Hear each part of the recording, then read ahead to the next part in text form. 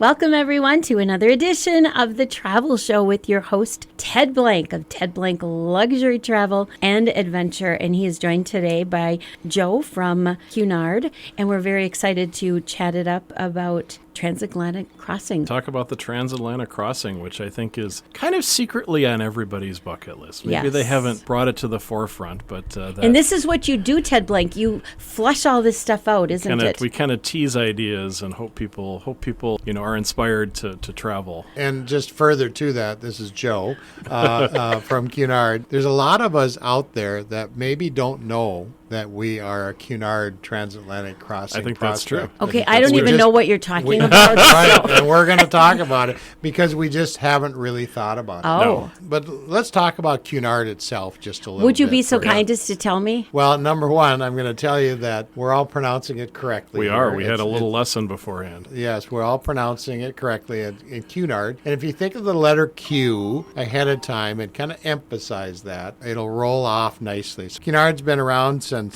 forever. Wait, 1875, I think? 65. 65, okay. Ooh. And our aim is to be the British luxury liners of choice in the 21st century. We offer a number of highlights. One is that we're the only cruise company out there that actually has an operating ocean liner. And an ocean liner is, the hull is different than what would be a cruise line. It's built to cross the Atlantic. That's really the long and short of it. And sometimes the Atlantic is less than perfect weather. Yeah. The time I crossed last, we had about 20-foot seas on our last day. I believe it was the last day. I didn't even know it. It was smooth as silk. Yeah, we should tell folks that the ship is named the Queen Mary II. And so many people maybe remember the QE2, the Queen Elizabeth II, or perhaps they even had a relative who served in World War II, and they might have crossed the ocean on the original Queen Mary, which is now a hotel in Long Beach. That is, yeah. So that was my first Cunard experience, was getting on the retired Queen Mary. But the Queen Mary II is a modern ocean liner, so different than any cruise ship out there. It's really a category of one. There's nothing that even comes close to the Queen Mary II. So the highlights that really jump out about Cunard in general is we offer this celebrated, memorable dining experience, which is real key to what we deliver out there. We have scheduled transatlantic crossings, and they typically are 7 days. Sometimes there might be a 6 or 8 day mixed in there. And what I mean by scheduled is there's about 25 crossings per season, starting, about April 1st. Yes, and running all the way into the fall. While other cruise lines, another one that I represent actually, will send ships over in the spring from the Caribbean and back in the fall from Europe. Shoulder season. Yep. There you go. Yeah, Ted. Yeah, no, these are scheduled just like an airline. You show up and get on board and cross the ocean and get off. So Cunard's Queen Mary II was built to cross. That's why she is. That's the only reason for her. So anyway, we offer a service on board that's referred to as White Star service. It's often said it's not the service itself, but rather how it makes you feel. And you recognize it when you feel it. You do. And it's really difficult to put into words. Yeah. When I travel with Cunard, it's like stepping into a different world. And it's a world that doesn't exist anywhere else. And it's just so... Is it elegant. Just the grand... It is, but I think, sometimes we'll say that word and people think it's stuffy. Like they think it's Downton Abbey with people bowing and scraping, and it's not like that at all. Well, I know, yeah. I'd be okay with that. But no, it's not like that. It is really just a feeling of well-being and serenity and elegant surroundings that are actually still used. It's not museum-like at all. It's a very alive place with people and activities. And, you think to yourself, well, boy, 7 days to cross the Atlantic Ocean, no ports of call. You can't get off. What are we going to do? And I always tell people, I guarantee you that you'll come back and tell me, I wish we would have had another day to cross the Atlantic. Or two. Or two or three. Yeah. So if one does do a transatlantic crossing, let's just say you leave from New York and go eastbound to London. To Southampton, the port city for London, for 7 days. You board the ship late in the afternoon to much fanfare. It's an experience. People are actually dressed up as they're boarding the ship and kind of enjoying it, kind of in a casual dress-up kind of fashion. The ship will set sail and cruise past the Statue of Liberty just a few minutes upon departure. And within a half an hour, the Manhattan skyline disappears. and there's complete silence for 7 days. And it's really difficult to put into words. And one thing that I often describe the whole experience as, pretend you have a busy weekend scheduled, okay? Friday night, you're going someplace, you're busy all day Saturday, all day Sunday, get back Sunday night, go to work Monday morning. Well, Friday morning, your whole weekend cancels. And it's almost like somebody has given you back time. And a transatlantic crossing has that feeling. You set It's a great analogy. Yeah. Yes, and it happened to me last weekend, actually. And it's like somebody gave me time. And that's not something we get very often. No, very rarely. Very rarely. So a transatlantic crossing has that feeling to it. We have a wonderful, insightful, engaging program on board the ship called Cunard Insights, and it's an onboard enrichment program. Ted has his favorite stories. So my favorite Cunard Insights speaker that we had on a Cunard trip was actually Dr. Ruth. Oh, my So goodness. she was the speaker, and she is exactly what you would expect her to be. She's 4 feet tall, 97 years old, and a Spitfire. And so the Cunard Enrichment Program is part of the experience. They're very interesting talks by really, really top-notch folks. I mean, sometimes they're celebrities, sometimes they're authors, astronauts, things like that. And then I think one of the coolest things about the Queen Mary 2 is that it has a great spa, but it also has a planetarium. And you can actually go and watch a planetarium show. And where else in the world? I mean, where else in the world can you do that? But let alone at sea. And it's this just kind of incredible experience that maybe if you were sitting around home and you're busy, I'm not going to go to a planetarium. But now you have that gift of time. Spend the morning in the spa. Enjoy it. Indulge. Go to the planetarium. Watch the show. Learn a little bit. It really does let you kind of be the master of your own time. So what is it like, as you mentioned, it was very silent. What is that like to be on the sea for that long? Well, you really can't put it into words. Okay. It's just a one-of-a-kind experience. On board Queen Mary 2 is really the only way to cross. So we set sail, we go by the Statue of Liberty, and we wake up the first morning at sea. Fresh ocean breezes. Maybe spend some time with coffee in the library. Which has, I think, 10,000 books in the library. 10,000 books in the library. It'll rival a small town library. Wow. Absolutely. Maybe a county library. Mm-hmm. Spend the whole day just exploring the ship and enjoying it and relaxing. It's something that... We've kind of forgotten how to do it almost as a species. I don't know you as well as I know Ted, but I would assume it's difficult for a lot of people to go from go to all of a sudden stopping. Well, there's always we learn how to do that pretty quickly. I think we do. There's always a cadre of walkers. So some folks love to do kind of that brisk walk. And the gym is busy. There's actually a golf simulator on the ship. I mean, there's kind of everything, but I think you really quickly get used to it. And, one of the neat things is you can go have breakfast with your spouse. And how often do you get to go and actually have breakfast with your spouse and not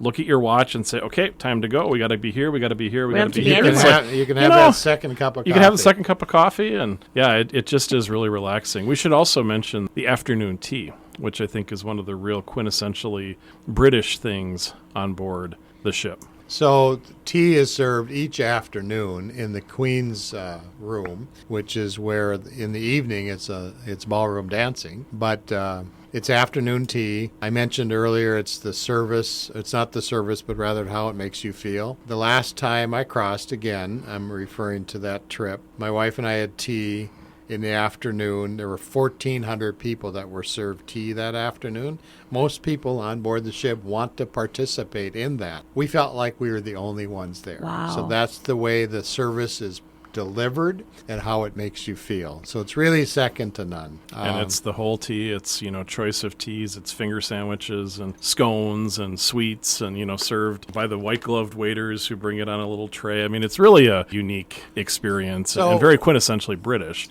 But the flip side to that is that there's also a pub on board the ship, kind of a traditional British pub. Really, my favorite place to dine on the ship, it's called the Golden Lions Pub. And, of course, it has the best fish and chips. Yeah, bangers and mash or whatever else those crazy Brits eat. So remember, the ship is built to cross. It's built for people on an experience of not getting off the ship. So the halls are wider, the ceilings are higher. Okay. So it's built accordingly. The Insights program, there'll be several presentations throughout the day to participate in. There are dance lessons. Again, the library is second to none. Yeah, pools, gym, spa. I mean, there really is everything. And it's just interesting, I think, because, again, you have this gift of time. And with that gift of time, I think you very quickly open yourself up to doing things that you maybe wouldn't do when you're at home. And so it really, like I said, it creates this world that's a little bit apart. And I think it's really magical. And, eventually it comes to an end. Eventually you get to England or you get to New York and, you can go on and see things in Britain or go back to the European continent and see more. But I think it's that experience on the Transatlantic Crossing that will really stick with you forever. So do most people just cross one way and then fly home, or how does that work? I think typically that's pretty common. It's also common for people to, like Ted said, maybe spend several nights in London. Or the reverse, if people want to fly to Europe first, spend a few days, and then come this way on board the ship. So cruising westbound as well. You could cruise round trip if you wanted to. And oftentimes they will have cruises kind of sprinkled in between some of these scheduled transatlantic crossings. So you could cross the Atlantic and then head up to Norway for a week and see the Norwegian fjords, and then go back to London, get off and fly home, or actually stay on the ship and go back. So a lot of options to do that as well. And it's addicting. It's interesting when you board the Queen Mary 2, you will meet a lot of people who this is not their first time at the transatlantic crossing, and it's not because they crossed to get to America back in the day. They really are absolutely captivated by the experience and just want to go back again and again. So I would assume that there perhaps is a proper way to dress for such a beautiful, luxurious ship. Certainly. Should we talk about Yeah, that, we should Ted? probably talk a little bit about the dress code. I think one of the myths about a trip on an elegant liner like the Queen Mary 2 is that it's, as I said, that it's stuffy. But there is a dress policy on board in the evening. And really, they have sort of a couple different levels of dress. Most evenings for the men, it's a button shirt and a jacket, without a tie. And they call that, I think we call it smart casual, I believe is the term. Sure, our British heritage is such that we use the British term. Smart casual. Yeah. And then some evenings they have what they call the gala evenings. And on the gala evenings, imagine it's a night out. You've gone to New York and you're going to go for a night out. So people dress up. The men will wear ties or tuxedos. The ladies will wear cocktail dresses, or some of them will even dress up in ball gowns. And the orchestra comes out, and you can dance with your partner to beautiful music and enjoy that, and then have a really, really nice meal in the dining room, one of the many dining rooms on board, and really just enjoy a special night out. And it's so fun to watch because, again, I think people have in their head that this is stuffy, and yet you can just sit there and watch the people dancing, and they're all laughing. They're enjoying it. It's such a pleasurable thing to do. But again, we don't have a lot of opportunities to do that back home. And so you get to kind of dress up and make an evening out of it, and that's fun to do. And is the dining similar to other ships, or is that different as well? Oh, I think it would be kind of along the same lines as other cruise experiences, with the exception that we consider it more memorable. So we'll offer fine dining in our main dining room with a elegant staircase leading down into the dining room that you sometimes will go upstairs to come down the steps. People do that, yes. People do that. Just to do that. I can tell you want to go on this. It would be right up your alley, I think. I totally think it would be right up my alley. How long of a time period would we need to really get a good experience? You said it takes about a week to get across, and then it's up to us how long we want to stay. Yeah, I work with folks who they want to spend a few days in London. They might want to go to see some shows like in the West End, or maybe they want to go try, tea on the Queen Mary 2 and then go have tea at the Ritz, or, they want to tour Buckingham Palace or something like that. So we can definitely arrange program in London. Some people will want to see the countryside and do that as well. And I have a lot of folks who actually will do the crossing and then they'll pop over to Europe and they'll do a river cruise afterwards. So it really combines well with, kind of any European vacation if you have a little bit of time. And I'll always recommend to people, they're like, I want to go to Europe for a couple weeks. I'm like, well, think about starting out or ending with the transatlantic crossing. And I think it gives people pause to think because, again, they're sort of aware in the back, the dim recesses of their mind that this exists, and yet they don't realize that it is available, and it's something we can arrange for you. As we kind of wrap up here, Mo, just a couple of things